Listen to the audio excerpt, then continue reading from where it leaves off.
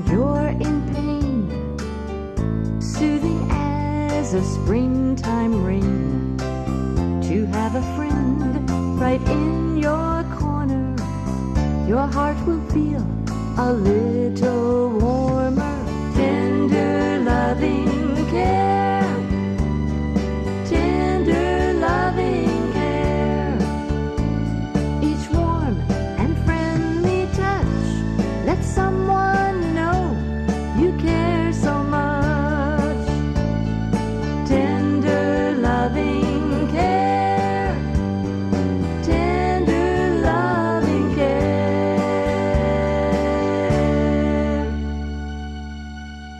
Hi, I'm Dr. Greenbrier Almond, and welcome to our program, Tender Loving Care. Each week, for 35 years, we've been talking about this interface in health and creativity and art. And today I have a prime example as a guest, a very special guest. Ginger, welcome to our program. Thank you. We are at the Artistry on Main here in Buchanan, and you are one of the featured artists of 38 artists. Yes. Yes. One of the newbies. Yeah, and actually, this is primarily about healthy living and so forth as we talk about wholeness and abundant living. But you have been in the healthcare field for a long time and now doing health through art. Yes. Tell us a little bit about that. I completely believe in the healing nature of art, and I have a belief that every one of us has a drive to create and a need to create, and whether that's in baking or woodwork or photography or art, in my case painting. Right. I have granddaughters, and they will start to stack up blocks. I mean, I don't know, at 1 year old, they're absolutely doing that. Already they're showing the drive with their food. Right. Oh, yeah. Smearing it around. Absolutely. So I do believe that we all have that drive, and that was encouraged in my family.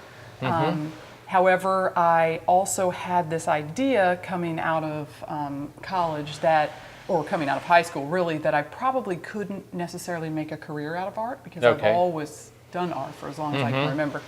But I was also drawn to the healing art of counseling, so I ended up getting a master's degree in counseling, and actually for about 18 years I was in the mental health field as a licensed professional counselor. Okay. Now there are art therapists too. There are art therapists. Is that something that you did too? Or? I did not do art therapy, although I did incorporate art into my work with clients, especially if they showed an interest in it. Right. I looked into going back and getting an art therapy specialization, which I didn't do at the time, sadly, but it was cost prohibitive. So I didn't end up doing it. Right. But I definitely tried to bring out that creative side of people. I tried to talk about what are your hobbies, what are your interests, and sadly very many people don't have anything like that, and once they discover something that they really love to do, they find that they're less depressed and have a purpose, and because I believe we all have a drive either both to create but also to belong and to be part of something bigger than ourselves. Right. So, and it's worth exploring, whatever it is. Absolutely. You can't discover easily, but it's worth exploring. It could be quilting. I mean, that's an old art form in our mountains. And West Virginia is perfect for that because we have all the old arts, and people just, and I like to tell people to go back to kind of what they were interested in in their childhood, because often that provides a clue to what you really are interested in. But I should be cooking. I loved mud pies. Yeah, exactly. Love playing in water. I mean, people get away from it as adults. Oh, you shouldn't do that. You need to work and bring home the money or whatever. But you can still play. Sure, absolutely. Yeah, there's and this was a principle of health that I've used over and over again, because people will ask me, what is normal anyway? Right. I mean, so. Yeah. As a doctor, should I know? But anyway, but Freud had a good definition. He said it's work, love, and play in combination. Perfect. And that's great, isn't it? So you're talking about art, could be the play part, right? And of course it can be love. It can express love. Yeah. I mean, when I was a kid, I wanted to show my mother love. I've made something, brought it to her. Exactly. Yes. Yeah. So I love you, Mom. Yeah, and I just visited my parents in Indiana this weekend, and my mom had pulled out a stack of drawings that I had made for her, little books that I had made. And, Wow. you know, so Yeah. it's Yeah. So we're on track, and I appreciate that you're on our program. And you also are in Artistry on Main, and this is in its second phase of growth, down on Main Street, right across from the Dairy Queen. So you don't have to originally want to come downtown for art. You can come down for Dairy Queen, which is our oldest business downtown. yes. And we're in the old home hardware building, wonderfully redone, and we're open except for Christmas and Easter. We're open every day, 10 o'clock in the morning till 6 o'clock at night, but on Sunday from noon till 6. And as artists, we take our turn running the shop. So people might come in and find that you're running the store. Yeah. Yeah. Yeah, I'm here about every 38 days. Right. There's 38 of us, that's right. Who's counting? So, yeah, exactly. It might not be exactly that. Yeah. But yeah. So I Good. look forward to meeting people because people are really thrilled to meet the artist and, you know, get to talk Right. and just I love finding out about people open up about their own artistic experiences and Yeah, that's how part they of the fun wish of they being could here. paint, but they don't feel like they could draw. And I say, just do it. If it Yeah. feels like something you want to do it. Right. You know, I mean, Yeah, that's part of the fun has been watching people come in and then talking with them as they come in. yes. Yeah, and we're going to have, in the fall, we're going to have a number of school children showing their art here. Oh, excellent. And so you'll probably be around and they'll Absolutely. be asking you how you became an artist. Yeah. Well, why did you focus, Ginger, on painting? I mean, this is what we're going to look at here in a minute.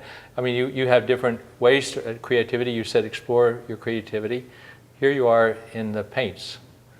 Yeah, you know, so I was really into sketching and drawing, always have been, always have books full of sketches and drawings. But I also have always been really drawn to color and texture, so that even when I wasn't painting, I was and I don't even wear very much makeup, but I was always drawn to makeup counters and looking at the different colors, and I've just, something about the process of mixing colors together and something about that is very exciting for me. So I think that's why I ultimately always come back. I still love to sketch. Did you have to do it with your hands, or did you want to mix colors with a brush or something, or does that matter? I mean, I've heard people say they really like to get in there with their hands. Yeah. That's interesting because I guess in the early days with mud and stuff like that, I did like to do that. As an adult, and I finger paint with the kids that I teach. I teach 6 to 9 year olds at the New River Gorge Learning Cooperative, a little Montessori-based program in Fayetteville. And so, and by the way, let's say that again, because we're not only a local group of artists, Artistry on Main, but we're all of West Virginia, and you are Fayetteville. Yes. That's where you live, Yes. and you come up here to honor us on Buchanan's Main Street. Absolutely, yeah, because I'm so excited about what's happening here. I feel like this is an example of what could and should and will and is happening all over West Virginia in terms of revitalizing our little towns. Right. I'm a small town person at heart, and I believe in building our small towns, and I feel like the arts are really a vehicle for doing that. If someone wanted to buy something as a wedding gift or a anniversary gift or a birthday gift, they don't have to go to Tamarack, though you would be at Tamarack. I am a Tamarack artist. They could come find Ginger Danz right here, Artistry on Main. Yeah. Yeah. So you started off in painting, and found mixing the colors was very good for you. How did you transition then to considering yourself an artist rather than, say, an adult with a career? Right. Well, it helps that I do have a husband with a full-time job. It does help. However, I do believe that it's possible to make a living from your art. And more possible now than ever before because of the internet. So I do make a living as an artist, but you kind of have to get out of the typical. I mean, I probably in West Virginia, if I were just in a warehouse by myself making art all the time, wouldn't do as well. No. But I'm out marketing, I'm joining co-ops, I'm talking to people, and luckily I'm sort of an extrovert anyway, so. Right. Will you be teaching a class here? Because I know we have art classes and variety of classes, writing classes, Absolutely. things like that here at Artistry on Main, and you can sign up for those. You can go, our website will soon be up, but we have a bulletin board out front, and people can come in even and sign up for their interest, and they can say, I would like to do art, tell me, And then we'll email find me when somebody you to have teach. the art class. Yeah, yeah. So are you going to be doing a class I'm perhaps? not signed up for one at this point, but I would love to. Okay, Yes, okay. absolutely, because I do love teaching it. I love. So you've done it elsewhere, and Yeah, and down in Okay. Fayetteville, we have starving artist classes. Okay. Where people with no art experience can come and paint. Everybody paints the same picture, and an artist comes and leads them in that Okay. painting. And so it's really exciting Yeah. for people because it's people that either not have a never good title though, painted- is it? Starving Yeah, artist. exactly. Forget that. That's not the case. Yeah, I'm not sure. Yeah. That Anyway. and sassy artist class. Well, down in Fayetteville, we call it Creative Juices. Creative And juices. so, Okay. Well, that um, sounds like it's at least you're satisfying an appetite there. Yes, Right. we were trying to Okay. combine it because people Okay. can bring their own wine. We don't provide any wine or beverages, Okay. but people can bring their own. Sure. And sometimes that helps loosen some people Creative up. juices. Okay. Yeah. Okay. So everybody paints the same painting, and in fact, we have that tonight down in Uh-huh. Fayetteville. So, Oh. but I teach those classes, and Okay. I love it because so often people say, "Oh, I've never picked up a paintbrush, and I can't believe what I can create in that short in 2 Wow. hours." Or they'll say, I used to paint, but I had kids and I got away from Mm-hmm. it. And so it's really just making it more accessible to everybody and getting people Right. excited about it again. It's a fun We have the class. proverbial Grandma Moses. I mean, the elderly lady who became famous Exactly. painting, right? Yeah, I mean, and picked it up when she was, right. Grandmother. yeah, exactly. Yeah, well, show us some things, and how do you do this? I mean, we have time for showcasing Ginger's work here. What do you want to show us first, Ginger? And maybe Well- what does it mean to you, and describe it a little bit. I kind of like to talk about this one, maybe Okay. these two, just because they're Okay. landscapes. Typical, I mean, I would say I've driven down the road and seen a barn like that. Exactly. Every state that you go to, of course, you're going to find this is actually this is not West Virginia, but it's right near West Virginia. I think it's in Virginia, right over the border. Okay. This one is from my back deck, so Oh, that's okay. a view of Fayetteville. And perhaps this may be a log house. I mean, it's a wooden building maybe, Yeah, yeah. but it's a rustic scene. Yeah, so just the light hitting the side of a barn. Okay. If you have any artistic temperament at all, you can tell this about yourself because stuff like that will take your breath away. Yeah. So, and I think it was Edward Hopper, somebody was just telling me about a famous artist who said, really all I want to do is paint the light on the side of a building. You know, he Wow. said that. So, Uh-huh. but I understood exactly what he Yeah, meant. yeah. Because just that scene is so calming, and I just am trying to convey that, you know, on the effects of light. Most artists are really drawn to the Yeah. effects of art, the effects of light, and you get those, of course, different, you know, better in the early morning or the evening. Okay. Ideal times, and that was evening, and that was early morning. Oh, okay. And Now now we are known as a rainforest, West Virginia is, and Absolutely. the Appalachian Mountains, and about 80 inches of rain. You got some nice Wow. clouds there.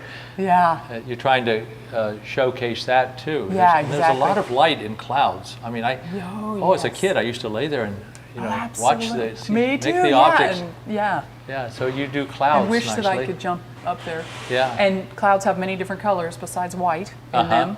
And so those are the kinds of things that you just sort of start to notice and want to share with people. Right. And- I would see, speaking of lights, sometimes the clouds will shadow and then right. sometimes the sun will shine. Yeah. And so when you start to look at a hillside, you see a pattern of light too, don't you? Yes, absolutely.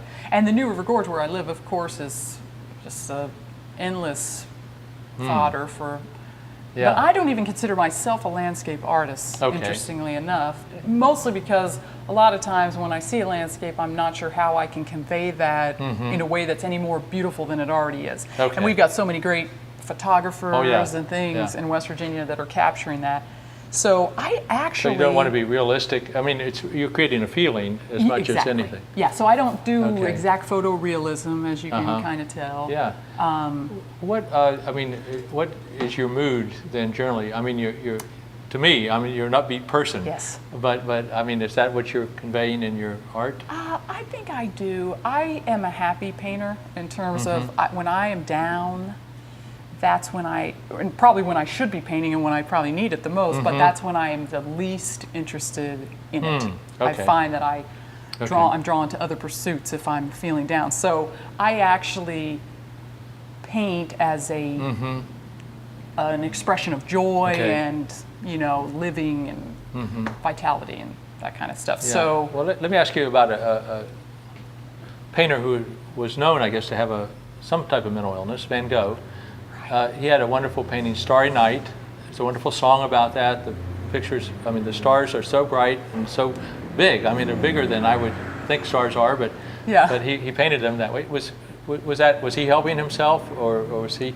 What was he conveying, or have you thought about that? Well, I mean, I've definitely read about his life and his family life and all that kind of stuff. So I of course don't know for sure, but I do absolutely believe it was probably a healing process for him, but also something he was driven to do. And I feel that about art, like it's just something, if you really consider yourself an artist, it's something that you can't not do. Okay. And I feel like that was probably him. He just he needed to do it, and many artists. I mean, and we talked about poverty and living and so forth. I mean, your career, but they don't. They have a life of poverty, and maybe they don't even sell anything in their life, and then they're discovered afterwards. And yet, when they're discovered, then what they've created is worth millions of dollars. Exactly. I mean, how unfair is that? I know. It's too bad that I'll probably have to pass away before I become really famous. But that's all right. Well, down the road. Okay. Well, let's see. We'll take bids now on some of this. Yeah, exactly. Well, tell me, you picked this as a favorite too. Why don't you change places with me, and then you can face the TV camera perhaps, but so they can also see you describing that art. So this piece particularly? Yeah, this piece. Well, you wanted to highlight that, and it's your backyard, and it's mostly mentioning my landscapes simply as an homage to West Virginia, because I feel like West Virginia is such a great place to do art. Oh yeah. I mean, it's beautiful, and I'm also very interested in the preservation of our mountains and our health, and so I also want to convey that in my art, the importance of protecting the environment, in my opinion, and so. I just think it's such an important part of our heritage, and so that's why I wanted to highlight those. Sure.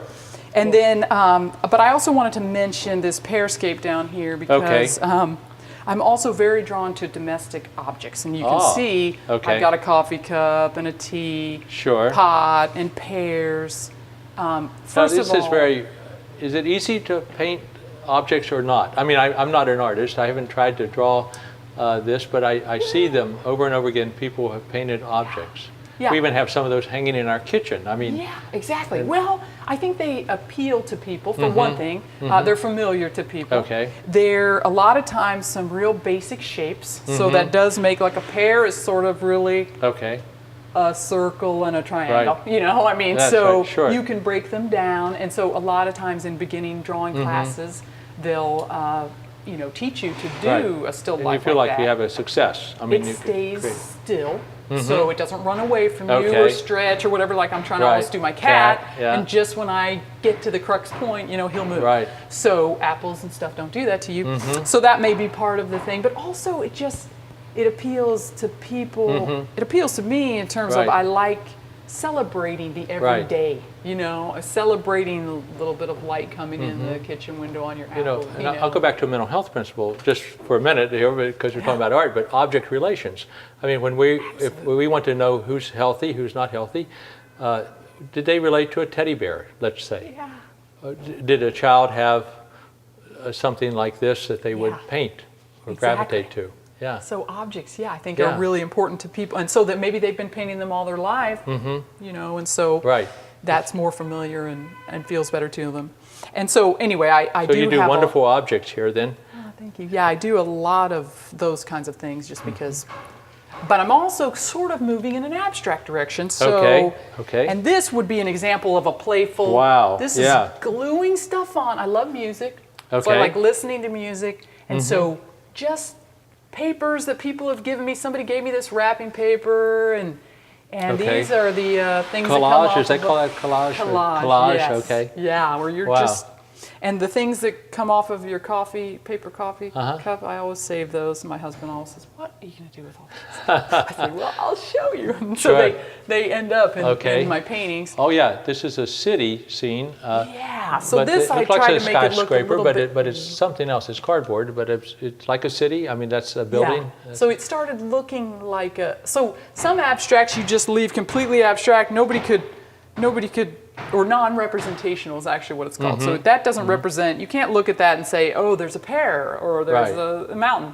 Yeah. And so, but that, people are drawn to that too because they can draw their own conclusions. Right. But some people don't like it at all. Some people say, well, anybody can do that. That's I've heard art. that, yeah. But it's, I mean. Well, we had in West Virginia Wesleyan College here in Buchanan, and I know that many people college students will come down and shop Artistry on Main, and they like art, but inside the student union there, the SCAL, they call it, the Student Center of Wesleyan, they have abstract art in many places, and I always loved it. I mean, great big circles and great big bright colors, and it's great. And I don't know who painted it, but they did a good job in creating a recreational feeling. Exactly. I mean, very, very nice feeling. Yeah. Yeah. So that's the power of it. People can. It can create a mood, and it's less. But you still, in order to make good abstracts, and that's a direction I'm still learning about and moving in.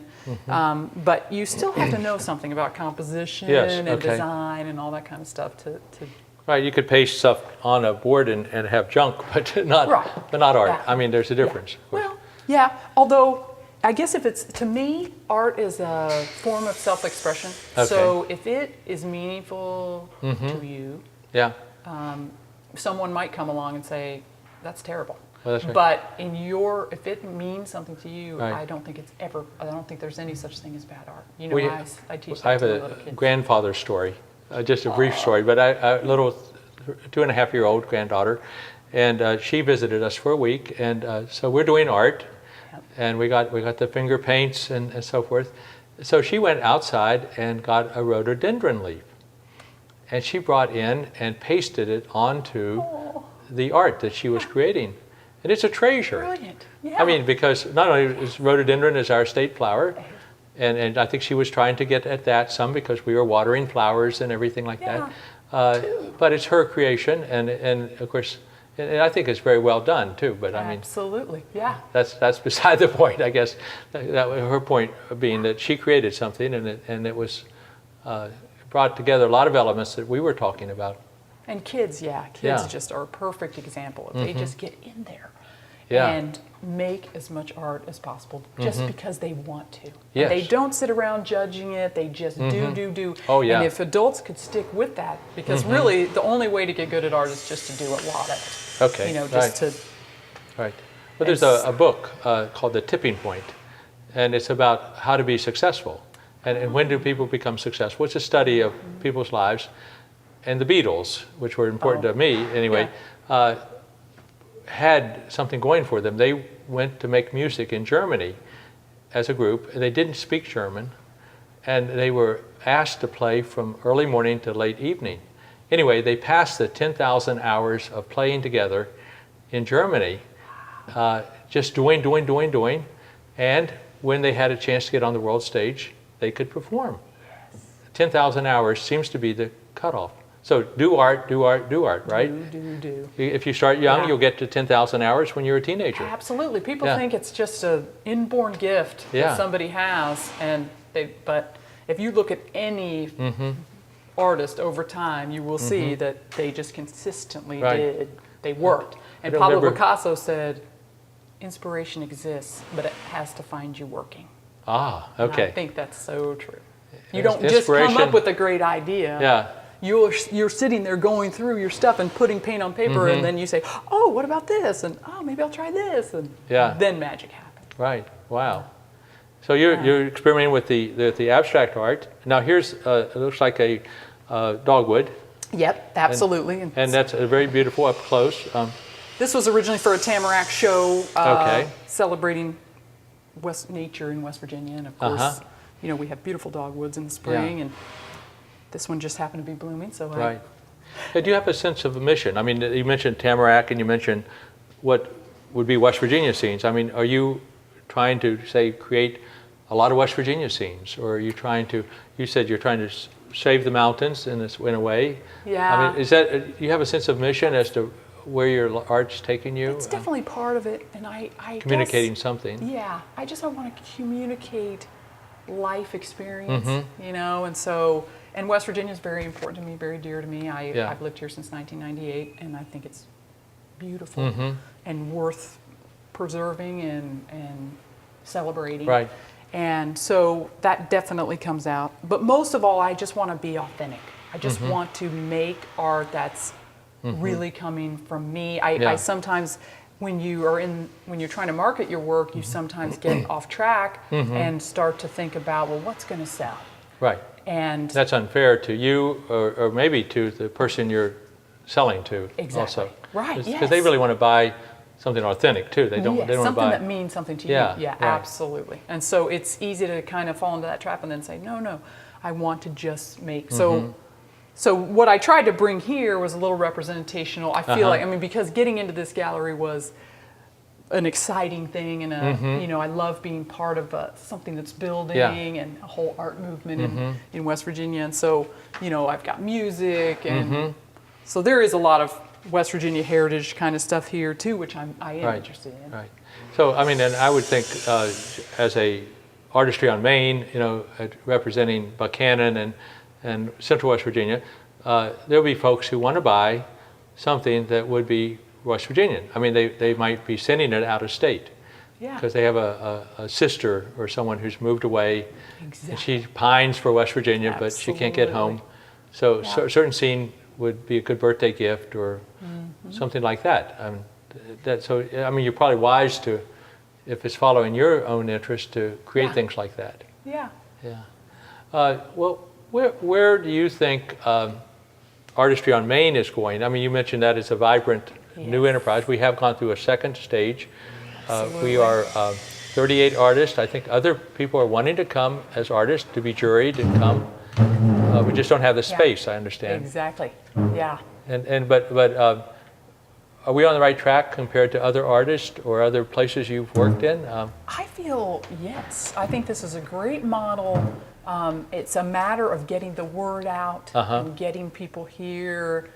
And I really feel like I've read some things about the art trail. You know, I feel like Virginia has really dialed that in terms of having trails so that tourists can come and find these pockets. And I think West Virginia can really take advantage of that and just let people know we're here because the local people, I'm sure, celebrate it. And, you know, I do think it's an important part of revitalizing our small towns. 70% of people in West Virginia live in towns of fewer than 2,500 people or something like that, according to the last census. So, I mean, we need to build these small towns. And people will come to that. Yeah. Let me say, we'll say one more ad together for Artistry on Main as we go off the air.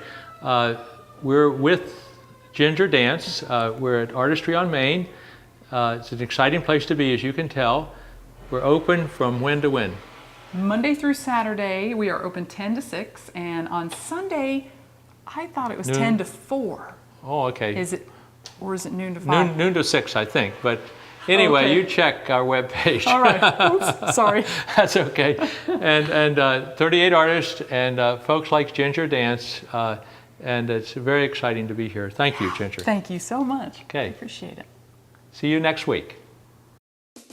Stories of a West Virginia Doctor, written by Dr. Harold D. Allman. a collection of 55 short stories about his experience as a small-town doctor in central West Virginia. And Tender Loving Care, Stories from a West Virginia Doctor, Volume 2, written by Dr. Greenbrier Allman, using videotapes to write 70 additional stories of his father's very colorful life as a small-town doctor. They can be found for purchase at Amazon.com and most local bookstores. Tune into Channel 3 Buckhannon for Tender Loving Care with Dr. Greenbrier Allman, where he talks about the connection between Christianity and medicine.